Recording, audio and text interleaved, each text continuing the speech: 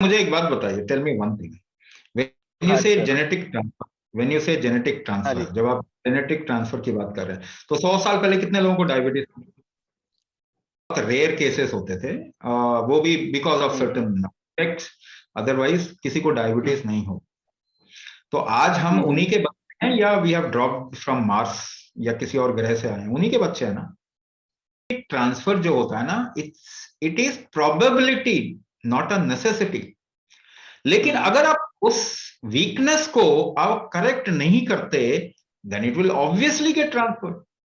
Transfer तो अच्छा। होता ही है, but if you work hmm. On that factor, you can change it, आप इसे बदल सकते हैं। अच्छा sir. 99% of your genetics can be changed. आप थोड़ा सा गूगल करें, even the modern research has started saying that 99% of genetics is not genetics but epigenetics, that means variable or changeable genetics.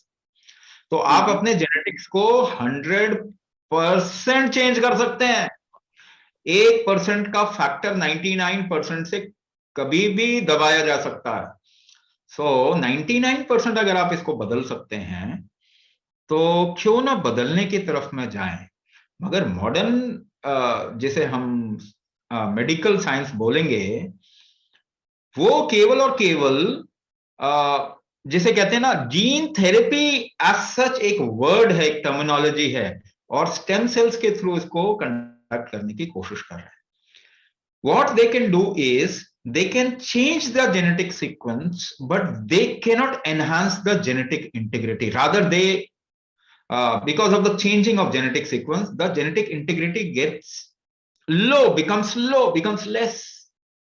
और इसी वजह से you'll see genetically modified things do not have that kind of life.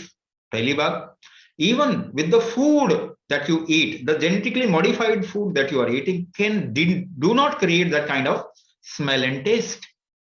So आपने क्या किया, genetic छेड़छाड़ करके quality of things को डिटीरियोरेट कर दिया। आज quality of human beings deteriorate हो गया है, और इसी को मैंने बताया कि जीनोम स्टेबिलिटी खत्म हो चुकी है ह्यूमैनिटी। पहली चीज, हम इसे बदल सकते हैं, ये बात मैं आपको बताना चाहता हूं।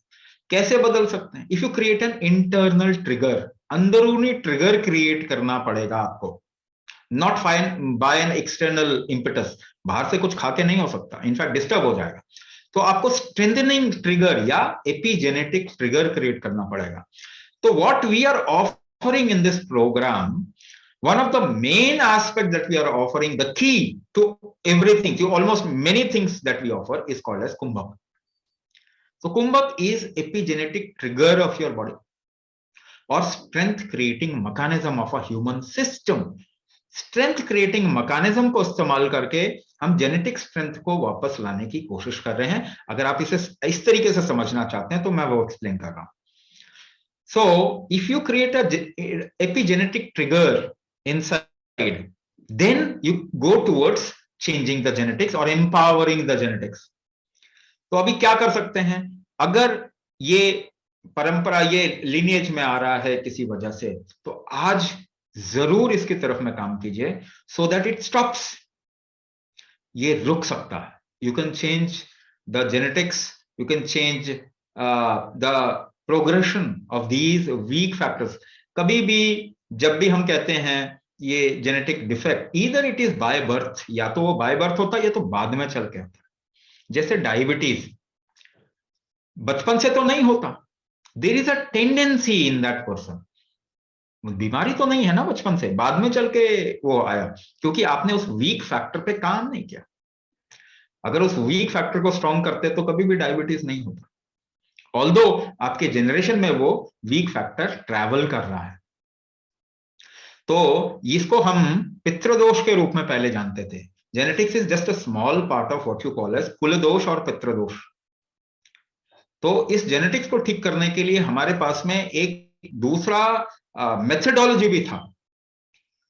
Through the establishment of genetic energy in कुल, एक कुल में हम एक जेनेटिक एनर्जी को स्थापित करते थे, जिससे कि उसको जेनेटिक डिफेक्ट उस जनरेशन में आगे ना प्रोग्रेस करे।